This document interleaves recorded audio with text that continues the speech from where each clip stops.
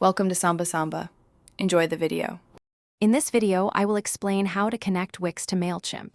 First, navigate to your Mailchimp account and look for the Wix integration option. This direct method allows you to link your website and email marketing efforts efficiently. You will review permissions and select the specific Mailchimp audience you wish to synchronize. This initial setup is crucial for ensuring your contact data flows smoothly between both platforms, setting the foundation for effective communication with your audience. To connect directly, log into your Mailchimp dashboard and locate the Integrations menu. From there, select the Wix option. You will then be prompted to log into your Wix account and grant specific permissions, ensuring secure data transfer.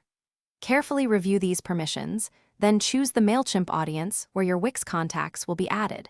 This direct connection is designed to be straightforward, typically taking only a few minutes to establish a foundational link. Another effective method involves the Wix app market. Simply search for Mailchimp and install a highly rated third-party app, which often provides robust features for syncing contacts and managing campaigns. Alternatively, you can create a custom sign-up form directly within your Mailchimp account. Once designed, copy the provided HTML code and paste it into an HTML embed element on your Wix site. This gives you full control over the form's appearance and placement. For more advanced automation, consider using a third-party tool like Zapier.